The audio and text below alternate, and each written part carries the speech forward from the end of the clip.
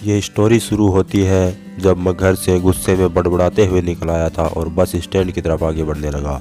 मैं मन ही मन बड़बड़ा रहा था, पता नहीं कितने पैसे छुपा रखे हैं लेकिन मेरे लिए एक बाइक नहीं ले सकते। अब मैं यहाँ से चला जाऊँगा और तब तक वापस नहीं आऊँगा जब तक मैं खुद के पैसों से बाइक नहीं खरीद लेता। इतना सोच ही रहा था तभी मेरे पैर में मुझे कुछ चुभने का एहसास हुआ। नीचे देखा तो समझ आया कि जल्दबाजी में पापा के जूते पहन आया हूँ। उन जूतों में कील उभरी हुई थी जो मेरे पैर में बार बार घाव किए जा रही थी।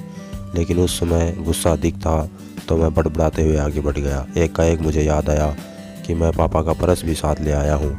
मेरे खुरापाती दिमाग में एक ख्याल आया, क्यों ना आज पापा का पर्स चेक किया जाए जिसे आज तक उन्होंने किसी को हाथ तक नहीं लगाने दिया था।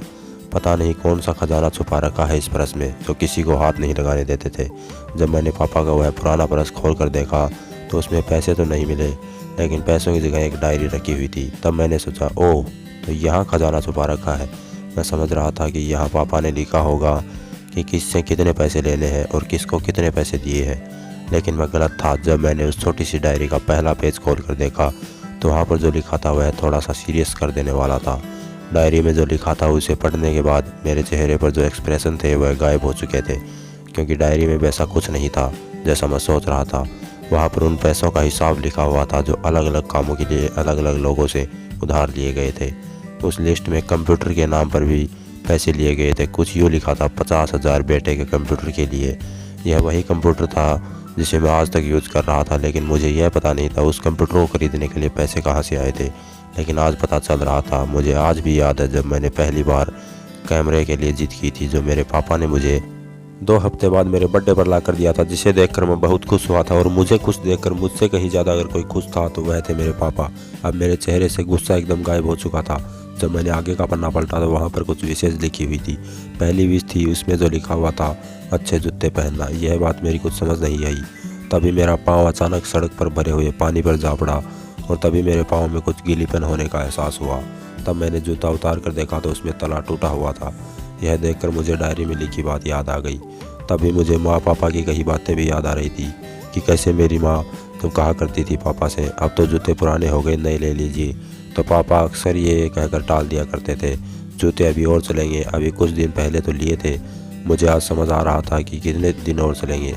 साथ ही साथ यह भी समझ आ रहा था कि पापा पर्स को क्यों छुपा कर रखते थे।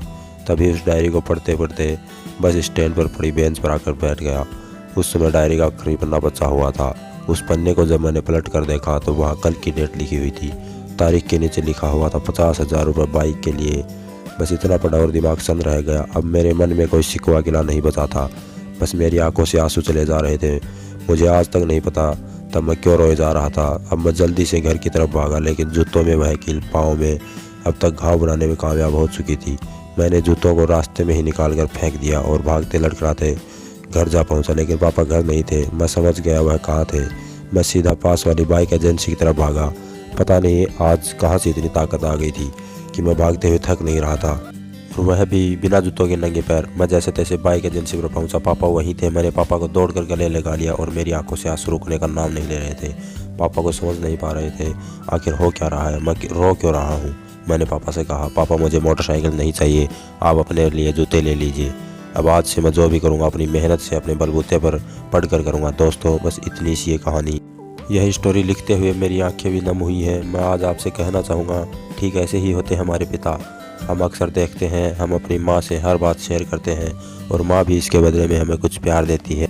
लेकिन एक शख्स ऐसा भी होता है जो हमें छुप कर प्यार करता है, वह होते हैं हमारे पिता। यह परिवार में एकमात्र ऐसा व्यक्ति होता है जो अपने बच्चों से उन्हें बिना बताए छिप कर प्यार करता है। खुद की इच्छाओं को मारकर बच्चों के लिए सपने देखता है और उनकी खुशी में ही खुश हो जाता है। मुझे नहीं पता कि आप अपने पेरेंट्स की इज्जत करते हो या नहीं, लेकिन अगर आपके पास पेरेंट्स हैं तो आप बहुत खुश नसीब हो, क्योंकि इस दुनिया में बहुत से लोगों को तो पेरेंट्स का प्यार भी नसीब नहीं होता। अंत में मैं यही कहना चाहूँगा कि माँ बाप की भावनाओं का सम्मान करें।